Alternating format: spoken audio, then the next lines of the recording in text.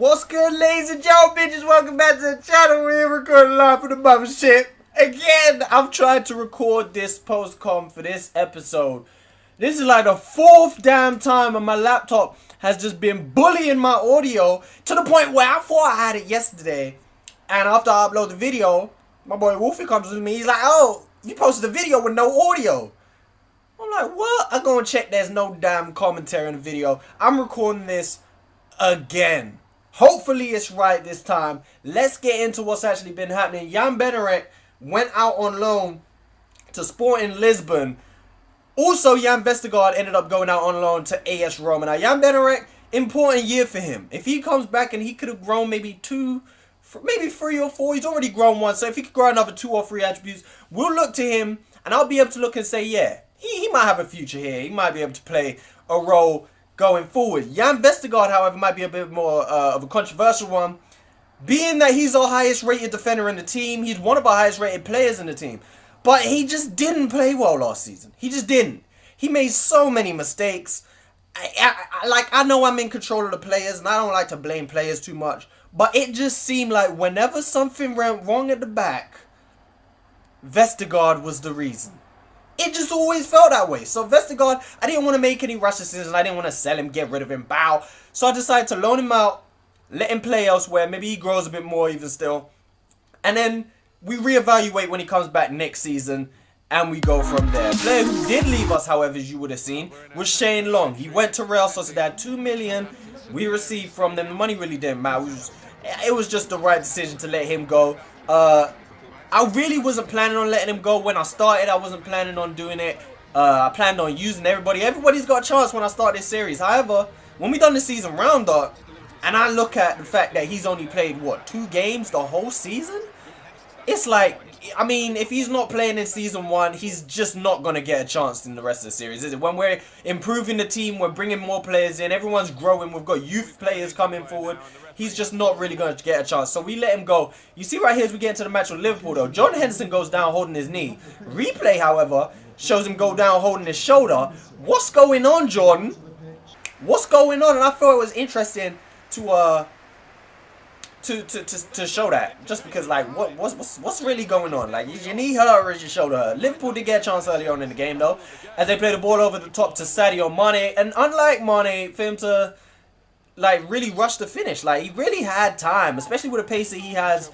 He was well ahead of Nathaniel Klein, but just rushed it a little bit. We get a chance as we come forward, though, winning the ball back in the second half, and it falls to Bertrand Traore, and you can see from the other angle that finish was not far off. Matip making a mistake there. There's certain situations as a defender where you just have to get there first. There's no excuse. You just have to get to the ball before anyone else, and Matip didn't do that, and he was almost punished by Bertrand Traore. Lamina coming forward, maybe would have served better to play that into Bertrand Traore, but he plays it out to Redmond, who's going to try and play it into Traore, but FIFA gives us a tackle animation instead of a simple tap-in at the far post. We really should have been in the lead right there, but you see Traore tried actually twice to tackle right there. But 68 minutes, we're going to jump ahead a little bit. 86 minutes now, and Liverpool high press right there, and it didn't work because one pass got through their whole defense. Romeo bursts forward now, plays it into Traore, gets there ahead of Monreal, and finishes in that far post with aplomb. Bertrand Traore doing absolute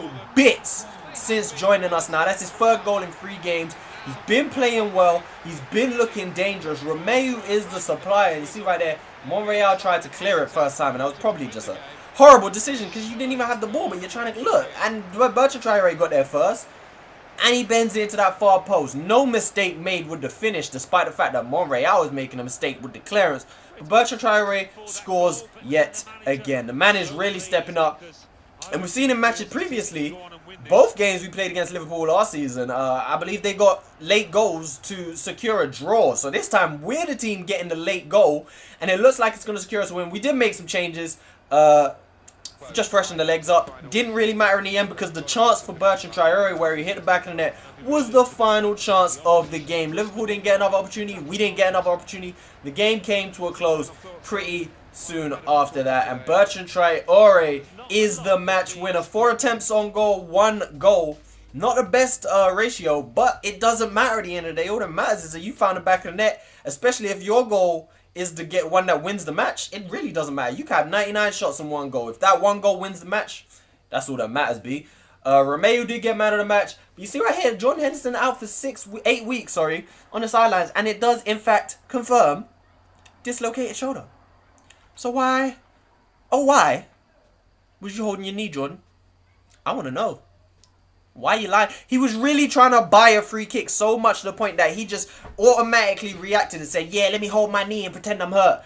Bruh, your whole shoulder is dislocated, but you're still faking. But Young Players of the Year for 2019 are there, and I'm surprisingly, there's no player that I can recognize on that list. Clubs look forward to UEFA Champions League group stage draw, which you're actually going to get to see in this episode after the next match, which is against Rotherham in the Carabao Cup. Wolfsburg secured deal for Sami Khedira. I like that. Nice, interesting deal. Roma secured deal for Jordan Henderson. So Jordan Henderson was so fed up of people questioning him that he just decided to pack his bags and leave. He's like, people keep talking about why you holding your knee, why you holding your shoulder. Oh, I don't have to deal with this. And he just went to Italy. He went to Italy with his dislocated shoulder in the sling. But yeah, we're continuing now. Carabao Cup game, we change up a little bit as you can see. Mars Magnuson gets his first competitive start in the goal. A back four of Jan Valery, Ethan Impadu, Kema and Matty Target, who captains us out today. Sofian Buffal on the right, Kapushka on the left with Harrison Reed and Federico Valverde in the middle. And a front two of Ryan Brewster alongside Carrillo. So a lot of players getting chances right here in this one, especially players like Carrillo. Getting in there. Bartosz Kapushka, of course, making his debut since signing with us in the last episode. Making his debut right now. So it's a rotated squad. Of course, we've still got players who can get it done at this level, most definitely. Against a team like Rotherham, team is still strong enough. Kapushka came on the ball right here. We got off to a exciting start as he tries to bend one far post. Save well by the keeper. But Kapushka played really well in this game. But he feels so slow. It's crazy. And it's weird because he has like pretty decent stats when it comes to that. He's got like mid-70s, I believe, in both acceleration and sprint speed. As Ryan Brewster with a brilliant turn, forcing the save out of the keeper. But yeah, he's got like mid-70s to 80s. But he just felt so slow when he turns, and even straight line is crazy.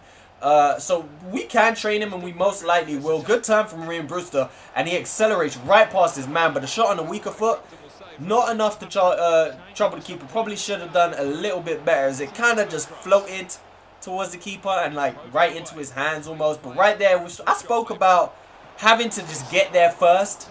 Jan Valery did that, but you also have to get in strong. Like, that's a pathetic attempt to win the ball.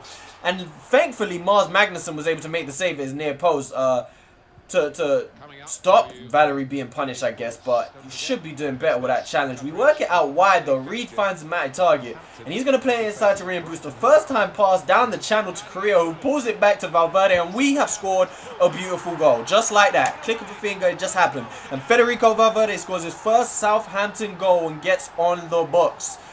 Federico Valverde finishes off a brilliant move, which probably goal of the season up to this point. I mean, I have no doubt we're going to score some better goals, but just look at the way it's worked. Inside, brilliant first touch pass down the channel from Brewster, and then he pulls it back. Carrillo could have easily gone for goal, but he just had the sense of mind to pull it back to Valverde, and easy finish from there. Young Spanish international secures his first goal for Southampton. Player I'm excited to see develop throughout this series, man. But we did make some changes. Josh Sims comes on and Danny Van der Meer comes on. Danny Van der Meer, as I said, a little bit more match ready than his brother, despite the fact that Daniel is a few months older than Danny. So Danny Van der Meer getting his first competitive appearance for the team. Josh Sims gets played in down the left, pulls it across the box, and Sofian Buffal, look at that for a finish. I'm going to really have to start thinking about, follow us on Twitch on the background. Let me put my Twitch up there and advertise. I am going to start streaming on Twitch a lot more as well. So that's just really reminded me, just go ahead and give me a follow there. But Buffal, we're gonna have to think about give us some more game time, because this is players like him are the reason that we really done the preseason, and he impressed me in the preseason. He played really well, and then a few games off of the bench.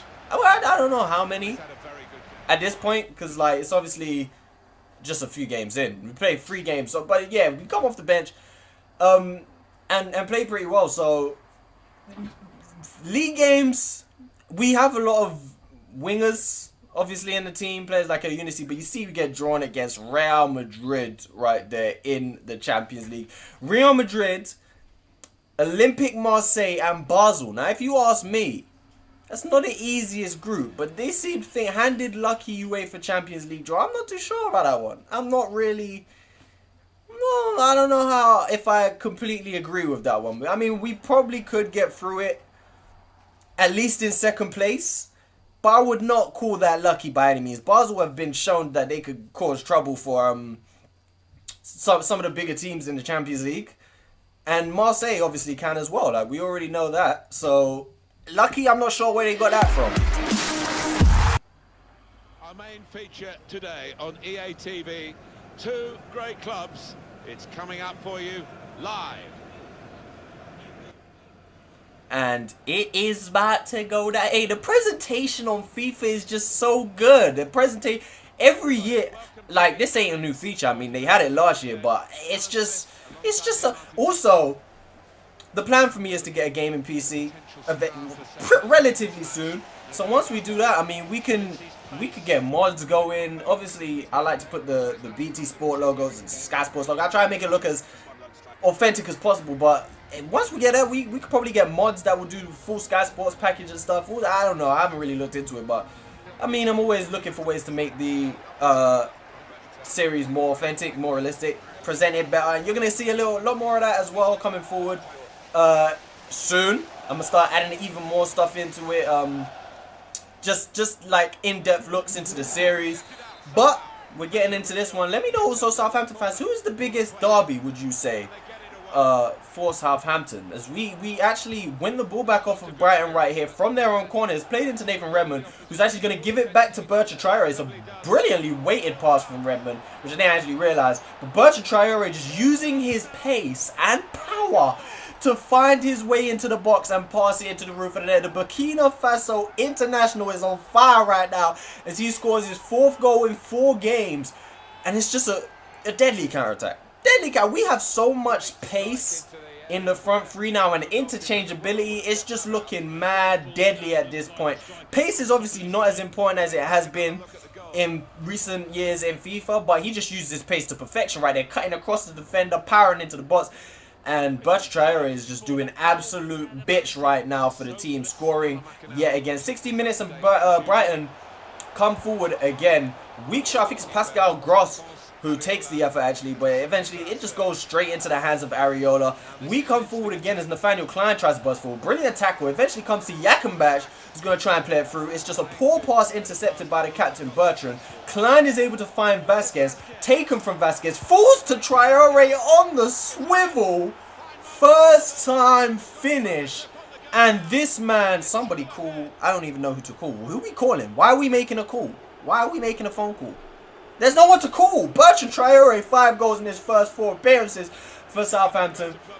And isn't it crazy how things work out? We signed Bertrand Traore. I said when I signed Bertrand Traore, I really didn't know what the major plans were. I didn't know if we were going to play him on the right side. Well, we were never really going to play him on the right side because Lucas Vasquez is on the right side and he was our player of the season last year. So maybe play him on the left side, which would still be quite harsh with Redmond. He had a brilliant season as well. But maybe we play him on the left side. Didn't know if we were going to play him up front. Really, I just signed him because I like him and he is a good player. That's pretty much it.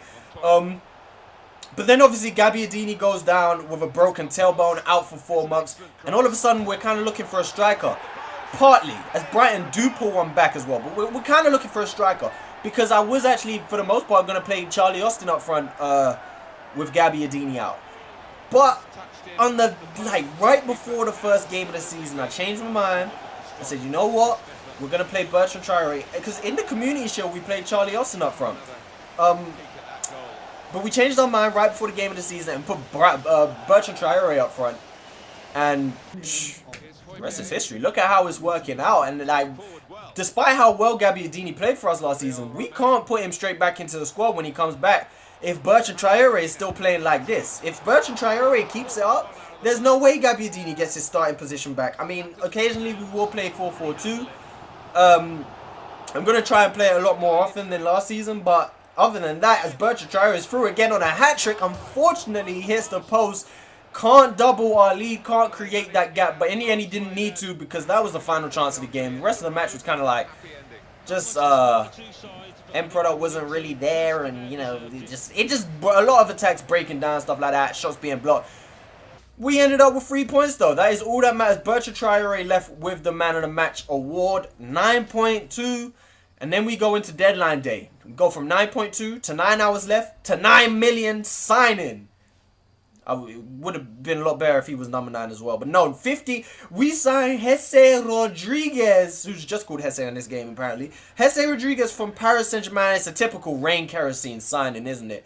It's just a signing that makes sense. It's an original signing you ain't going to see happen too much. And it's a bargain. 9 million? Are we sure? He's valued at 10.5.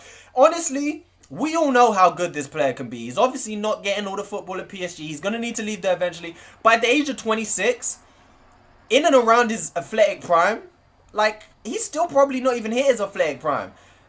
And he's still got some growth. I'm sure of it. He must do. 9 million? He could play up front. He could play out wide. Now, I signed him. I picked him up with the idea of playing him up front. Because, like I said, I'm looking to play 4-4-2 a bit more this season. A bit more often. If we can make it happen. And I feel like if we're playing 4-4-2, we're going to need more numbers. We're going to need another striker. Even if Bertrand Traore does play up front for the whole season. So, Hesse came in to play up front. Of course, he can play out wide if we ever need him to. But as I was saying before, we have a lot of options out wide. So I'm not too sure that we will need to play him out wide. But again, 9 million, you can't go wrong.